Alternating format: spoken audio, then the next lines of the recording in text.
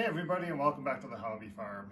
Today we're inside because it's very cold outside, and I thought I'd take a little while to show you a video about something people really don't like to talk about. I just want to let you know that on our farm here, we don't keep chickens around that don't do much. So today I'm going to be showing you how to process either an adolescent rooster or an older hen that has stopped laying. I just wanted to have this disclaimer up front because if you don't like looking, it's not going to be terribly bloody or gory, but if you don't like looking at the insides of animals, you can skip this video and watch our next one. Let's get into it. All right, so we're going to get started here. What you're going to need is, I just use a cutting board that'll put the meat we're taking out on, a nice sharp knife.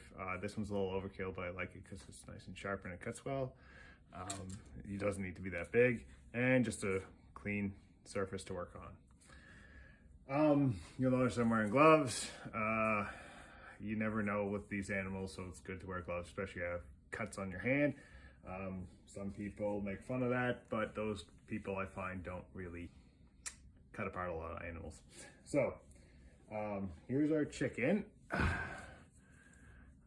So to get started on this, what I do is I lay them on their back.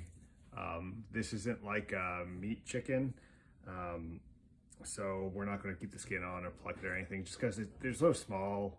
Their meat's tinier, so it's really not worth the effort. So what we're going to do is we're going to break it apart, take the breasts, take the legs, and this should not be really full of guts or anything like that. So if people are squeamish, you don't have to watch it, but it's not too bad as far as blood and guts and stuff go. So what I do is I come down here. You can feel the base of the breastbone right here, and you just make a small little cut in the skin, just like that, not too much.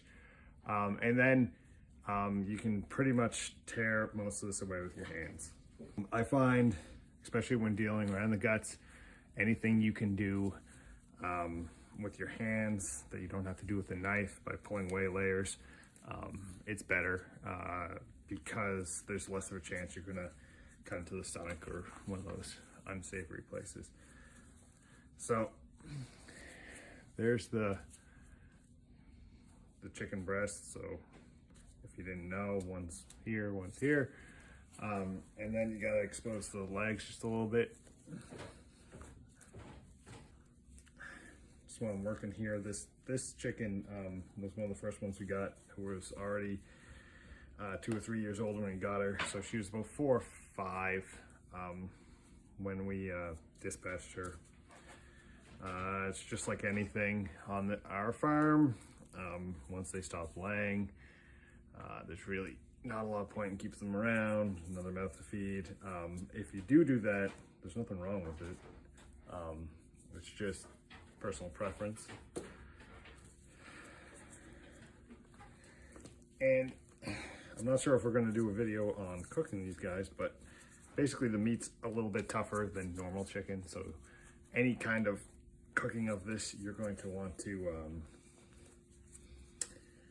slow cook it. So stews are good.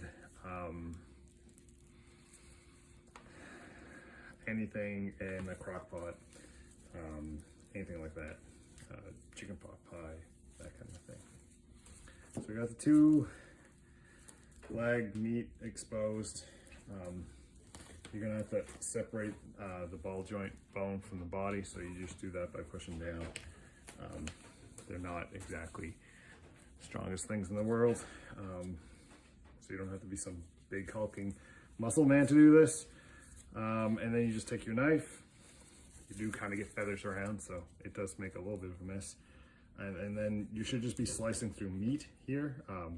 You shouldn't be hacking any bone or anything. If you are hitting bone, it just means you didn't separate the joint well enough. And I just pull this right out. So you got kind of the chicken leg with a few little feathers on it, which we won't worry too much about because we're going to rinse this all off. And then the knuckle down here, which is where we'll break and separate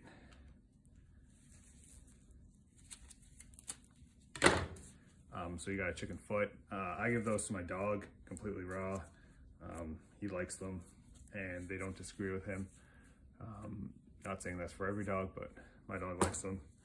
I think you can use them for stock as well. So I just place these on the cutting board until I'm ready to rinse them. And then we're gonna do much the same thing with the other leg.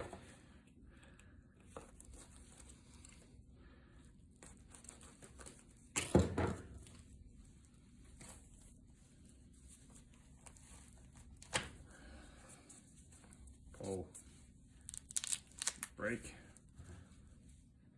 cut,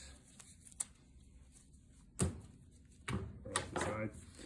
Now, for the breast meat, these are just 2 chunks of meat. So again, if you hit bone, you're gonna wanna stop.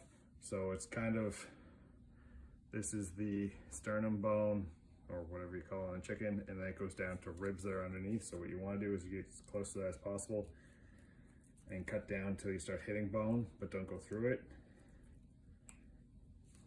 And then it kind of Ys out at the top and goes around their neck. This is kind of like a quote unquote gutless way of doing pretty much any bird. I've done geese like this, chickens obviously, grouse, partridge, all that kind of stuff. So there's one bit of meat. Pretty much any bird that you don't want to keep the skin or anything else off of.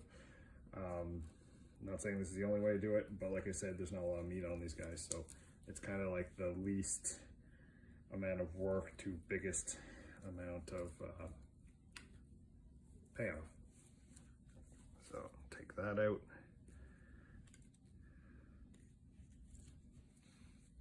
Again, be careful with your knife. Try to clean up, and like I said, we're gonna rinse all that off. So what you're left with is just there's not too much left. I mean, there are wings, but that'd be hard. There is guts in here for people who like liver or heart or gizzard. You can take those out. I will take the liver and things out to use them for fishing bait, because they make really good fishing bait. But besides that, the rest of this, you could either, if it was the summer and we had pigs, I'd just throw in the pig pen and they take care of it. Now I'm gonna use it as coyote bait, I think, or fox bait, since it is trapping season. So here we go. I just rinsed these off in the sink behind me, getting rid of any of the feathers pretty much, and anything else that's maybe gross on there. Oh, there's one, missed it. I'll put these in the fridge for 8 hours to a day, let them dry off. Let's rigor get into the meat a little bit more. It might make it a bit more tender, but then again, I'm probably going to cook this for very long anyway. And it's just that easy. So like I said, anything that's low and slow, like a stew or chicken pot pie, is good for this kind of chicken. It's not going to be like your other normal chicken, so don't just roast it. I throw it in the crock pot and let it go for several hours. It's not what everybody does to their chickens, but it's what we do here on the hobby farm. So thanks for watching, and we'll see you in the next video.